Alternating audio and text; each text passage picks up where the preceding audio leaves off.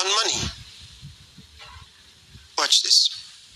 Money, a tool by which the value of an idea, product, goods, or services are globally estimated in the world we live today. Money has become a mainstay feature through which global affairs are largely determined. Essentially because it provides a system of value that influences the world's methods of evaluation.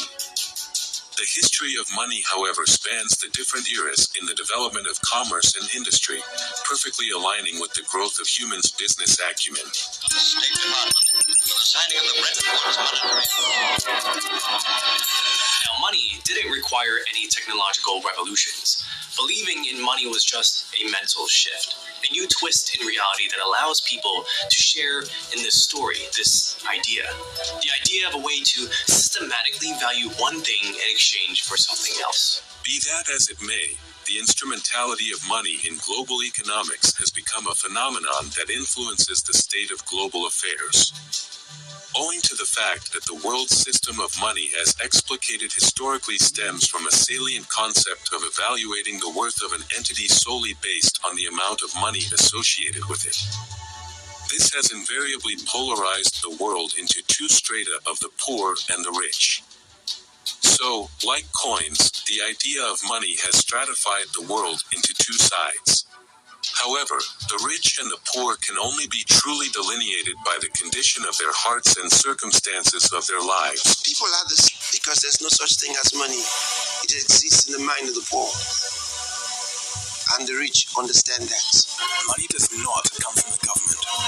It's a seemingly obvious question that's never asked or taught in schools for some reason. Unfortunately, most people's lives are basically dedicated to money. It's all people ever worry about or talk about. We go to school to learn basically how to go to university, to learn the skills to get a good job, so that we can trade hours of our lives, all for this thing called money. Henry Ford once said, "It is well enough that the people of the nation do not understand our banking and monetary system. For if they did, I believe there would be a revolution before tomorrow morning." With the establishing knowledge that money was a tool deployed to keep the poor limited in their minds, how then did the concept of money become entrenched in the world system? Let's go memory lane into the history of money. We use money every day, so it's this wonderful common ground. And the study of what's going on with money in the 18th century is fascinating. First human societies were operating largely along the principles of gift economy and debt. Here the gifts were not offered in exchange for money or other objects. Those who benefited from them were to return their service in the future. For example, if in a tribe someone had a bad hunting day, he will receive food from other members of the tribe, provided he will do the same on good days. The barter system appeared much later. With barter, an individual possessing any surplus of value, such as a measure of grain or a quantity of livestock, could directly exchange it for something perceived to have similar value or utility. Bartering involves a lot of work. First of all, finding someone who's specifically interested in what you have and ensuring that you can both agree on a proper value for your transaction. This can be very impractical on execution, as not always you'll find someone that needs what you have, and maybe for that someone is not worth that much anyways. Bartering was most of the time practiced either between complete strangers or potential enemies. Humans began to use tally sticks made from animal bones to record and document numbers, quantities, or even messages. The first traces of accounting have been found in Mesopotamia. Mesopotamian tribes traded for weapons, while the Romans traded for salt. The Silk Road allowed for goods like fur, spices, and gems to travel between the East and the West. These exchanges were happening all over the world. Objects that were small and hard to break, like cowrie shells or gold nuggets, helped to make transactions easier, so they started being used as currency. Money slowly became a placeholder for value. Over the years, it's taken on many forms, from coins to leather to paper. Of course, in order for people to want to use it, the currency had to be trusted or issued by an institution that was. This could be a trade guild, a bank, or a government. Otherwise, it would just be worthless. More recently, money is becoming something we often don't physically see or even hold in our hand. The world of payments and banking has largely gone digital. New types of currency continue to pop up, like cryptocurrency. So while money evolved from the likes of cowries into the paper money that we are very familiar with in this age and time, it has become astutely imperative to understand the origin of the world's monetary system, as it has remained largely de-emphasized for folks in these contemporary times. Especially bringing to limelight the history that surrounds the U.S. Federal Reserve and the central banks we have in different nations of the world today. The U.S. Federal Reserve, which is supposed to be or known as the central bank for the U.S., doesn't belong to the United States. After 2 failed attempts, a group of bankers wanted to put a central bank in the United States of America. It was December of 1910, and Senator Nelson Aldrich ordered a private train car in New York with 6 others. The 6 were not to be spotted by any news reporters to avoid questions. Their destination? Jekyll Island off the coast of Georgia. The meeting went for 9 days, and from that, they created the Federal Reserve System. This is all documented and a matter of public record. Some of them went on to write about the meetings in their personal biographies. Here's a quote from Frank Vanderlip, president of the National City Bank of New York, February 9th, 1935, in the Saturday Evening Post. I was as secretive, indeed as furtive as any conspirator. Discovery we knew simply must not happen, or else all our time and effort would be wasted. If it were to be exposed that our particular group had got together and written a banking bill, that bill would have no chance whatever of passage by Congress. The 6 men that Nelson Aldrich brought together included the head of banks, branches of government such as the Treasury, and some of the richest people on earth at the time. The bankers told the American public that the purpose of the system was to stabilize the economy and to stop the grip of the Wall Street banks over America. The problem was, the guys that wrote the bill were the very same people they said they'd stop. If they succeeded, it will give a small group of men the ability to create money from nothing and loan it to the American government with interest. So why was it done in secret? Because the American people didn't want a central bank. Back then, unlike today, people knew what central banks were and understood them very well. Everywhere a central bank went, there'll be wealth inequality, wild swings between economic booms and busts, and after each bust, those at the top of society mysteriously came out richer while everyone else got poorer. This invariably set the foundation of the world's monetary system on the paths of deceit, bringing to the fore the instrumentality of broad-scale deception that has become predominant in the world's systems. The Federal Reserve was originally drafted as the Aldrich Bill, but when it came into Congress, they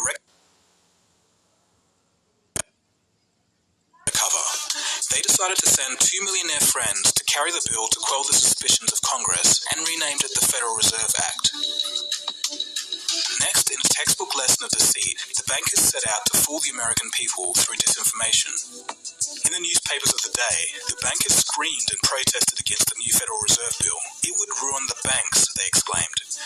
The average person read the protesting articles of the bankers and thought to themselves, if the bankers hate it, it must be good. And then they ended up unknowingly supporting a Trojan horse. That's what you have with these media houses that you're listening to. They come out with newspapers, they know they're lying.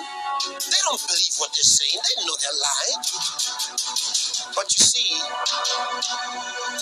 it's all about survival of the weak. They want to live. They need money. This insatiable urge for money is, however, not exclusive to the media industry. It permeates every strata of human existence in the society, albeit one of fundamental reasons the founding fathers of the world's banking system system strategically ensured that the world operates on a single central banking model. For a lot of countries, the central bank is the country's central bank. It belongs to the country. It belongs to the people. It is the government that runs the central bank in many countries, not all of them. In fact, some countries have already lost their central bank, and the people don't know it. The central banking model from the Bank of England and the United States has now been put in all countries, and even consolidated power in parts of Europe as the European Central Bank, or ECB. This unites separate countries under one economic policy. The only places in the world that don't have central banks are North Korea, Iran, and Cuba. In 2000, this list suspiciously included Afghanistan, Iraq, and Libya. Since the end of World War II, the US dollar has been the reserve currency of the world. This means that all central banks hold US dollars in their reserves. In other words, all other currencies are backed by the US dollar. This conspicuously led to the predominance of one single currency recognized in the corridors of international commerce and industry, the dollar. When the post-World War II monetary system, called the Bretton Woods system, was created, all US dollars were backed by and exchangeable for gold. A byproduct of this was that currencies used to be very stable in relation to each other. For that, all the countries, the exchange rates were fixed, and year after year you could predict what prices were going to be. You could start a business elsewhere, know if you were, you could calculate profits. Business was much, much easier before floating exchange rates. The dollar is an ordinary paper that is backed only by propaganda.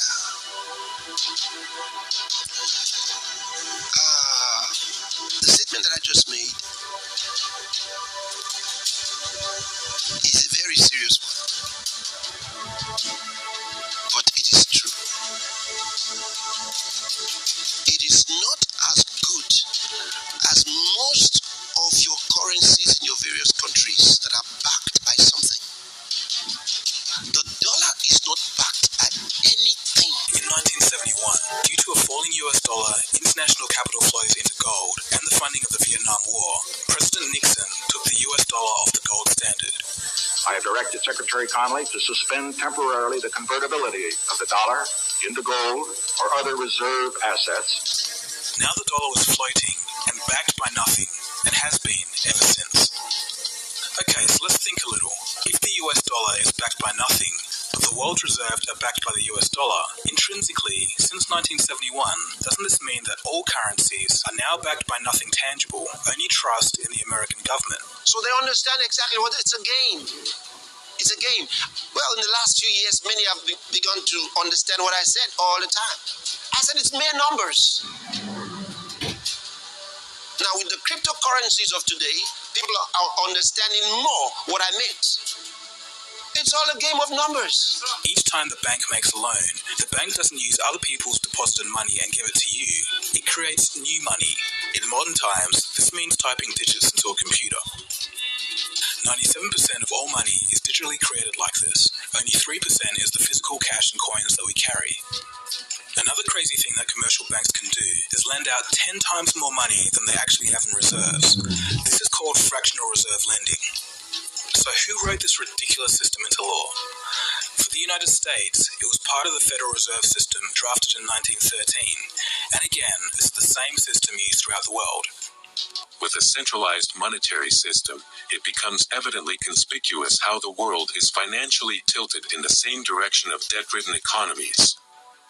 The need to understand how financial organizations instrumentalize debts and loans therefore becomes pertinent.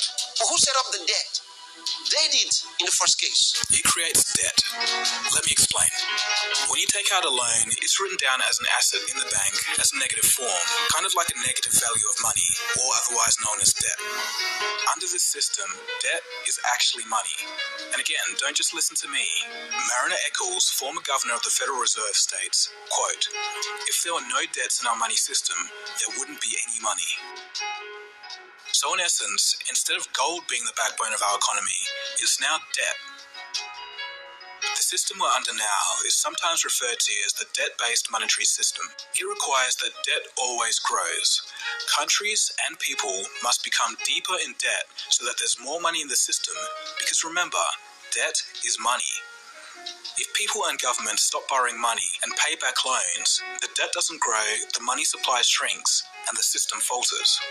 It truly is bizarre, but we all live in this system each and every day. In our day, money has also evolved to become a pivotal feature in the characterization and personality of individuals, groups, and organizations. In the world today, those who have accumulated a lot of money and hope to rule the world because they have the money. So with all of the foregoing, it becomes evident where the financial system of the world is heading for, and therefore becomes essential to be abreast of the ominous interest of global financial organizations, just as the history of money and the world's monetary system reveals the sinister motives of its founding fathers. The harsh realities of their strategies still permeates the world's current financial system, which according to the scriptures it is doomed to fail. I read some of this to you in the Bible, how it was going to happen. And we are not yet in the period, in the era of the Antichrist, but we are in a period where there are Antichrist spirits. And this is one of the things I've been trying to get across to you.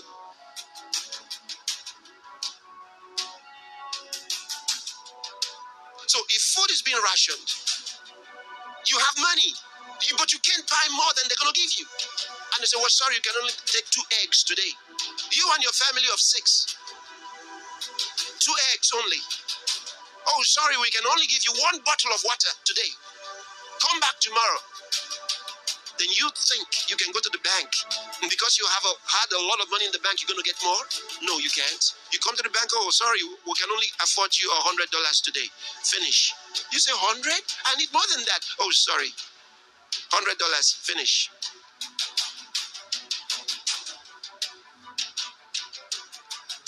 Listen, it's here. That's what I've been reading to you. I've been trying to tell you to wake up and understand the times. Businesses and governments already use your spending data to assess you. Imagine if they knew how you spent every single cent. We could find ourselves in a social credit score society like the Chinese communists have. Is that what you want? You could find that insurance premiums might rise because of your diet or alcohol choices, and you could even find yourself cancelled because those in charge, the wokesters, deemed that you were supporting the wrong retailer. Little wonder a cashless society, a purely digital society, is beloved by big tech, big government, and big business. But here's something that's a bit more alarming. If all your savings are digital, then you won't be able to avoid bank bail-ins or negative interest rates. A government could effectively confiscate a portion of your savings to bail out a bank. And believe me, they've done this. They did it in Cyprus. They took up to 10% of savers' balances in one night. So while the world and its systems may be heading for an ultimate brick wall, children of God must begin to live in the realities of the financial economy of our heavenly kingdom. Anybody ever ask you, do you have substance? Like, do you got money? So money talks, right? Substance. When they say he's a man of substance, they mean that he's loaded. He's a man of wealth, right? Now the Bible tells us what you need is faith.